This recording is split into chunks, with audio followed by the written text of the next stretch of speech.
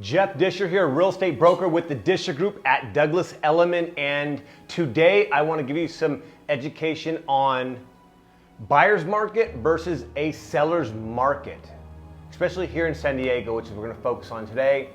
I've seen some people say it's a buyer's market. I've seen some people say it's a seller's market, and I see some people that don't even know what I'm talking about. So I want to give a brief explanation of the difference between the two. So when you are looking to buy or sell your home, you get a good feel and understand the market that we are in. It does play a role for buyers or for sellers, depending on what your goals are. So let's jump into a definition. What is a buyer's market?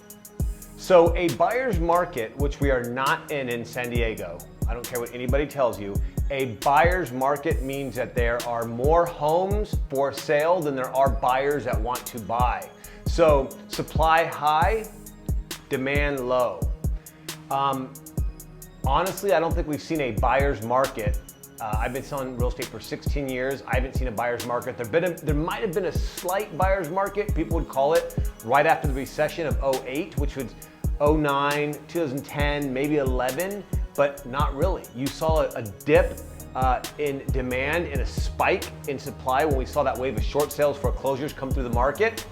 However, there was always still a high demand. People got a little scared. There's a little fear in the market. However, people still purchased homes. People that did buy right after the recession in 09, 2010, 2011, 2012 even, got really good deals. I mean, even 13, 14 compared to what we're paying now. So a buyer's market, again, we haven't seen one in a while here in San Diego. Hopefully, to help out some buyers, we will see one, but I don't see it happening. San Diego is a destination spot, not only for baby boomers that want to move here, but millennials as well that come here for school that don't want to leave. So the demand is always extremely high. The supply has been low. I think we're about 4,000 homes right now in San Diego with an absorption rate, which means we have a current market inventory of about 1.6 months, which means that if the amount of buyers continue to buy at the pace we've been selling in the last 6 months to a year, within 1.6 months or about 50 days, everything would be sold out in San Diego. There'd be nothing to buy in San Diego, okay? So just so you know, we are not in a buyer's market, but if we do see one come along, some other identification points of a buyer's market would be, again, high inventory, longer list times, properties would sit on the market, a lot more selection from a buyer standpoint. Negotiations typically seem to be in the buyer's corner. They do get better deals, better closing costs. Sellers are forced to make a lot more repairs and do a lot more for the buyers in a buyer's market. And if you're a buyer and you've been in this market, you obviously know it's not the case. So let's flip the script into a seller's market, which we are right now in San Diego. We've been in a seller's market, and unless we see some major inventory increase, we will probably stay in a seller's market. Everybody wants to move to San Diego. Nobody wants to really leave. And so we have a limited supply, huge demand. Everybody wants to buy. They want to own a piece of San Diego. Why wouldn't you? 72-degree weather all year long, crazy walkability scores in San Diego as a whole. So it's a seller's market. Sellers, what does that mean? It means sellers are in control. It means that for every 5,000 buyers there are in the market, there's 4,000 homes for sale. So we're seeing multiple offer situations. I mean, all the way up to $1 million, $1.2 million, $2 million in San Diego. Sounds ridiculous, but it's true. I recently wrote an offer for $950,000. There was 7 offers on it. We came in at asking price at $950, and we were the lowest offer on the table.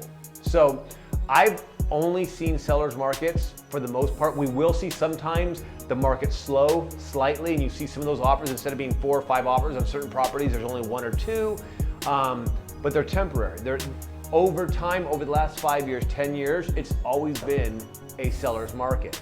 So people, we have a lot of buyers waiting for the tides to change. We're waiting for, people are waiting for short sales or foreclosures to hit the market. Now, I'm not saying it could never happen. However, I don't see the indicators. We thought COVID would spark something with the unemployment. Unemployment did shoot down dramatically. However, it is rebounding. So I'm interested as well to kind of see how this market plays out. However, I'm telling you right now, with my team, myself, we do have many buyers. We are writing a lot of offers, and we're seeing a lot of multiple offer, highly competitive situations. So that's the difference. Understand the market you're in. So as a buyer, when you're going out there trying to make an offer or lowball somebody or get all these crazy terms, I'm not saying it doesn't happen, but it typically happens on properties that most people might not want, or that might need work, but then you have to deal with investors. However, unless it's ugly duckling or a house that nobody wants, you're typically going to be in a competitive situation. So the good news is the Discher Group here, we're very good at getting offers accepted. We have a high success rate in that arena. We understand the market, and we're all full-time employees, real estate agents out in the market. So if you have any questions about the market, whether you're on the selling side or the buying side, again, for sellers, it's also a good time for you to sell. If you do have that home that might be the ugly duckling or have some deferred maintenance, and you don't have the money to upgrade or fix it up, it's a good time to put your house in the market, because again, there's a lot of piranha seeking buyers out there that are looking for homes right now. So, and they're willing to get into anything, do the work over time. So as a seller, give us a call if you want an evaluation of your property. We're more than happy to give you a free value report. Other than that, you know where to find me, guys. Be sure to follow me on Facebook, Instagram, and YouTube, and definitely listen to my podcast, There's a Difference, on Spotify, iTunes, and any other of your favorite podcast platforms. Jeff Discher, see you guys next time.